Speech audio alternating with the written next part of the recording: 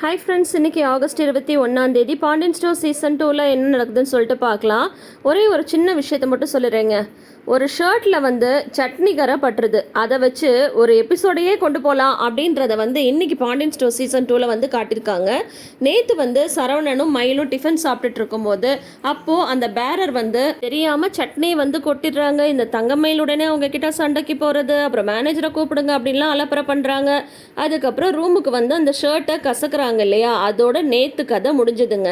இன்னைக்கு பார்த்தீங்கன்னா நம்ம சரவணன் நேத்தே அவங்க அப்பா கால் பண்ணுறாருல, இன்னைக்கு அவர் சொல்கிறாரு என்ன நடந்துச்சு அப்படின்னு கேட்கும்போது, இந்த மாதிரி நீங்கள் ஒரு ஷர்ட் வாங்கி கொடுத்துருந்தீங்களப்பா, அதில் டிஃபன் சாப்பிடும்போது சட்னி கொட்டிடுச்சுப்பா, அந்த சட்னியோட கரையை தங்கமயில் என்ன பண்ணா தெரியுமா அப்படின்னு சொல்லிட்டு ரூமில் அவங்க ஷர்ட்டை துவைக்கிறாங்க. இவங்க சரவணன் கேட்குறாங்க, ஏன் மயில் இருக்கட்டும் வீட்டுக்கு போய் கூட செஞ்சுக்கலாம்ல அப்படின்னு சொல்லும்போது, அது எப்படி மாமா, இந்த ஷர்ட் பார்த்தீங்கன்னாவே காஸ்ட்லி ஷர்ட்டாக இருக்குது, இது எப்படியும் ஒரு 1000 ரூபாய் இருக்கும். அது மட்டும் இல்லாமல் இந்த 1000 ரூபாவை சம்பாதிக்க மாமா எவ்வளோ கஷ்டப்பட்டிருப்பாரு, எவ்வளோ அரிசி பருப்பு இதெல்லாம் கஷ்டப்பட்டு விற்றுருப்பாரு, அதெல்லாம் விற்று பணம் சம்பாரிச்சு அப்புறம் உங்களுக்கு எந்த ஷர்ட்டை எடுப்பாக இருக்கும்னு சொல்லிட்டு கடைக்கடையாக ஏறி இறங்கியில் இதை வாங்கியிருப்பாங்க.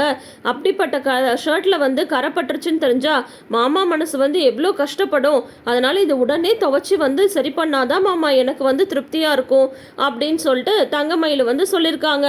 அதை அப்படியே சரவணன் பாண்டியன்ட்ட சொல்ல, அடடா இப்படி ஒரு பிள்ளை மருமகளாக கிடைக்க நான் ரொம்ப கொடுத்து வச்சிருக்கணும் அப்படின்னு சொல்லிட்டு, பாத்தியா சரவணா, எப்பேற்பட்ட பிள்ளைய உனக்கு தேடி கல்யாணம் பண்ணி வச்சிருக்கேன்னு சொல்லிட்டு நம்மளுக்காக மட்டும்னு சொல்லி யோசிக்காம அடுத்தவங்க எப்படி அவங்க மனசு சங்கடப்படுமேன்னு சொல்லிட்டு ஒவ்வொன்றையும் பார்த்து பார்த்து செய்துடா இந்த பிள்ளை. பேருக்கு ஏற்ற மாதிரி தங்கமான பிள்ளை சரவணா, அதோட மனசு நோகிற மாதிரி நீ எப்பயும் நடந்துக்காத, அந்த பிள்ளைய நீ சந்தோஷமாக பார்த்துக்கணும் சரியா அப்படின்னு சொல்லிட்டு உடனே ஃபோனை வைக்கிறாரு பாண்டியன். உடனே சரின்ட்டு சரவணனும் சரிப்பா சரிப்பான்ட்டு அவங்க அப்பா சொன்னதுக்கெல்லாம் 1008 சரியை போட்டு ஃபோனை வைக்கிறாரு.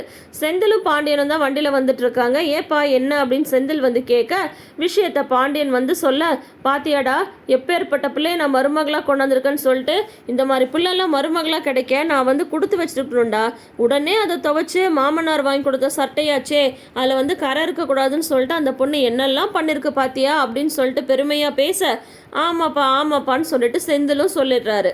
ஆனால் நம்ம செந்தில் என்ன பண்ணுறாரு தெரியுமோ, வீட்டில் எல்லாரும் ஒன்றா டைனிங் ஹாலில் உட்காந்து லஞ்ச் சாப்பிட்லான்னு உட்காடுறாங்க. அப்போ கோமதி கேட்குறாங்க, எங்கே அவரையும் பழனியும் காணோன்னு கேட்கும்போது, ஒரு பணத்தை வசூல் பண்ண போயிருக்காங்கன்னு சொன்னது கோமதி சொல்கிறாங்க, ஏன் சாப்பிட்டு போனாதான் என்ன அப்படின்ற மாதிரி சொல்லிட்டுருக்காங்க. சரி மீனா, இப்போ உங்ககிட்ட நான் ஒரு கேள்வி கேட்கணும் அப்படின்றாங்க. உடனே ராஜி சொல்கிறாங்க, ஏமாம்மா மீனாக்காவுக்கு மட்டும்தான் அந்த கேள்வியா, இல்லை பதில் தெரிஞ்சால் நாங்களும் பதில் சொல்லாமான்னு சொல்லிட்டு கதிர் ராஜி எல்லாம் கேட்க, இல்லை முதல்ல இந்த கொஸ்டின் மீனாக்கு தான் அப்படின்னு சொல்ல, என்ன அப்படின்னு மீனா கேட்குறாங்க.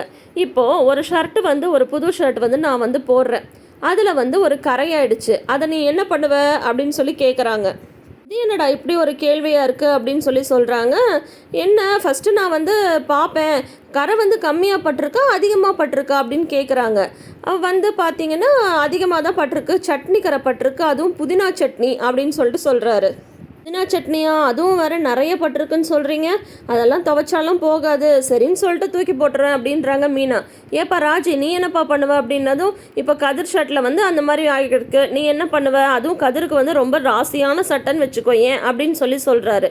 உடனே ராஜி என்ன சொல்கிறாங்க, முதல்ல துவைச்சி பார்ப்பேன் மாமா, அப்படியும் போகலன்னா ட்ரை கிளீனிங் கொடுத்து பார்ப்பேன், அப்படியும் போகலன்னா வேறு என்ன பண்ணுறது, நீ அதான் எடுத்து வைக்கணும் அப்படின்றாங்க. உடனே அதே கேள்வியை அவங்க அம்மாட்ட கேட்குறாங்க, நீ என்னம்மா பண்ணுவ அப்படின்றாங்க. அதே தான்டா நானும் துவைச்சி பார்ப்பேன், துவைச்சி பார்த்து கரை போகலன்னா என்ன பண்ணுறது, ராசியான சட்டை விடவா முடியும், அதனால் நான் மடித்து எடுத்து வச்சுப்பேன். இப்போது உங்கள் அப்பாவோட கல்யாண வேஷத்தில் கூட தான் கரை பட்டுருச்சு, அதுக்காக அதை தூக்கி போட்டுற முடியுமா, ஒரு ஞாபகார்த்தமாக வச்சுருக்கல, அதே மாதிரி தான். சரி இத்தனை கேள்வி கேட்குறியே, அப்படி என்னதான் நடந்ததுன்னு சொன்னது கேட்குறாங்க கோமதி. அப்புறம் சொல்கிறாங்க, இல்லை சரவணனை ஃபோன் பண்ணிச்சு, அப்பா அண்ணனுக்கு எடுத்து கொடுத்த சட்டையில் இன்னைக்கு காலையில் 2 பேரும் டிஃபன் சாப்பிட போனப்போ சட்னி கொட்டிடுச்சான், உடனே அண்ணி அங்கேயே உட்காந்து அதை துவைச்சிருக்காங்க போல், அந்த விஷயத்த அப்பாட்ட அண்ணன் சொல்லிட்டு இருந்தது, அப்பாவுக்கு ஒரே பெருமையாயிடுச்சு அப்படின்னு சொல்கிறாங்க. அப்படியா, ஏன்டா அவள் அதை இங்கே துவைச்சாதான் என்னடா அங்கேயேவா துவைச்சாலாம் அப்படின்ட்டு கோமதி கேட்டுட்டு இருக்கும்போதே கரெக்டாக எல்லார் ஃபோன்லேயும் வைன்னு மெசேஜ் வருது. என்னன்னு பார்த்தோன்னா, அந்த கரையோட நேற்று ஃபோட்டோ எடுக்கிறாங்க இல்லையா தங்கமயில், அந்த ஃபோட்டோவை போட்டு சலவைக்கு முன்னுன்னு போட்டு போட்டு துவைச்சதுக்கப்புறம் சலவைக்கு பின்னுன்னு போட்டு அந்த ஃபோட்டோவை வந்து அனுப்பி வைக்கிறாங்க. பாருடா எப்படி வந்து சட்டையை புது சட்டை மாதிரி வந்து துவைச்சிட்டா, நான் இப்பயே அவளுக்கு வந்து வாய்ஸ் நோட் அனுப்புகிறேன் அப்படின்னு சொல்லிட்டு கோமதி வந்து சொல்கிறாங்க. மயில், சட்டையை புது சட்டை மாதிரி பண்ணிட்டியே, என்ன சோப்பு போட்ட அப்படின்ட்டு இவங்க வாய்ஸ் நோட் அனுப்ப உடனே மயில் வந்து செம குஷியாகி, பார்த்தீங்களா மாமா அத்தை எப்படி என்னை பாராட்டியிருக்காங்கன்னு சொல்லிட்டு, அத்தை நான் சோப்பெல்லாம் எதுவும் போடல, இங்கே துணி துவைக்கிற சோப்பு இல்லை, அதனால் வந்து உடம்புக்கு போடுற சோப்பையும் ஷாம்பையும் சேர்த்து துவைச்ச அத்தை, வீட்டில் கூட அந்த மாதிரி ஏதாவது கரை படிஞ்ச துணி இருந்தால் சொல்லுங்கள், நான் வந்து துவைச்சி தரேன் அப்படின்னு சொல்லிட்டு அவங்க வாய்ஸ் மெசேஜ் அனுப்ப, ஏன் கேட்குறீங்க, இன்னைக்கு ஃபுல்லாக இதுலையே ஓடி போயிடுது. உடனே வந்து மீனா வந்து செந்தில் முறைக்கிறாங்க, இந்த விஷயத்தை இப்போ இங்கே கொண்டு வந்து கேட்குறது ரொம்ப அவசியமா அப்படின்ற மாதிரி. இதோட நிற்கலைங்க, பணம் வசூல் பண்ண போயிருக்காங்க இல்லையா பாண்டியனும் பழனியும், அங்கே வந்து இந்த மெசேஜ் எல்லாம் வந்து படித்து பார்க்குறாரு நம்ம பாண்டியன். பாத்தியாடா எப்பேற்பட்ட பிள்ளையை வந்து சரவணனுக்கு கொண்டு வந்திருக்கேன் பாத்தியா, அப்படியே பளபளன்னு பண்ணிடுச்சேடா அந்த சட்டையை, புது சட்டை மாதிரி பண்ணியிருக்கு பாரு. ஏன்னா மாமனார் மேலே அவ்வளோ மரியாதை, மாமனார் வந்து வாங்கி கொடுத்த சட்டையில் வந்து கரை எடுக்கக்கூடாதுன்ட்டு அந்த பொண்ணு அவ்வளோ மெனக்கெட்டுருக்குடா. இந்த மாதிரி குணம் யாருக்காவது வருமா, தங்கமான பிள்ளைடா அப்படின்னது. ஆமாம் உன் தங்கமான மருமக பற்றி இப்போ நீங்கள் சொல்கிறதெல்லாம் சரிதான் மாமா, ஆனால் அந்த பிள்ளை வந்துட்டு என்னெல்லாம் பண்ணிச்சுன்னு எங்களுக்கு தானே தெரியும் அப்படின்னு சொல்லிட்டு பழனி வந்து மனசுக்குள்ளேயே நினச்சிக்கிறாரு. அழகோடு சேர்த்து அறிவும் இருக்குடா, இப்படி ஒரு அறிவாளி பிள்ளையை நான் பார்த்ததே இல்லைடா அப்படின்றாரு. ஆமாம் அறிவாளி பிள்ளை தான் வந்து 25,000 ரூபாய் ரூமை வந்து 5,000ன்னு சொல்லிட்டு புக் பண்ணிருக்கு. அந்த விஷயம் தெரியும் போது உங்கள் முகம் போகிற போக்க பார்க்குறதுக்கு தானே நான் காத்துட்ருக்கேன் அப்படின்னு பழனி வந்து மனசுக்குள்ளேயே நினச்சிக்கிறாரு. நாங்களும் காத்துட்ருக்கோம் பழனி, கவலையே படாதீங்க.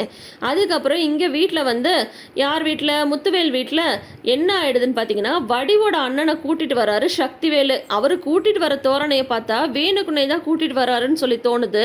அவரை வந்து பார்த்ததுமே வடிவு அப்புறம் அப்பத்தா அப்புறம் மாறி 3 பேரும் டென்ஷன் ஆறாங்க. அதை வந்து நம்ம சக்திவேல் வந்து கவனிச்சிடுறாரு, எதுக்கு இப்படி டென்ஷன் ஆறாங்கன்னு சொல்லிட்டு. ஏன்னா அந்த நகையை வந்து அவங்க அண்ணன்ட்ட கொடுத்து வச்சிருக்கிற மாதிரி தானே வடிவு வந்து சொல்லியிருக்காங்க. அந்த விஷயத்தை கண்டுபிடிக்கிறதுக்காகவே இப்போ சக்திவேல் வந்து அவங்க அண்ணனை இங்கே வர வச்சிருக்காருன்னு நினைக்கிறேன். ஸோ நாளைக்கு எபிசோடு வந்து அதை பற்றினதாக தான் இருக்க போகுது. என்ன நடக்குதுன்னு வெயிட் பண்ணி பார்க்கலாம். தொடர்ந்து வீடியோஸ்க்கு நம்ம சேனலை இப்போயே சப்ஸ்கிரைப் பண்ணிக்கோங்க, நோட்டிஃபிகேஷன் பெல் ஐக்கானில் ஆல் சிம்பிள் கிளிக் பண்ணிக்கோங்க.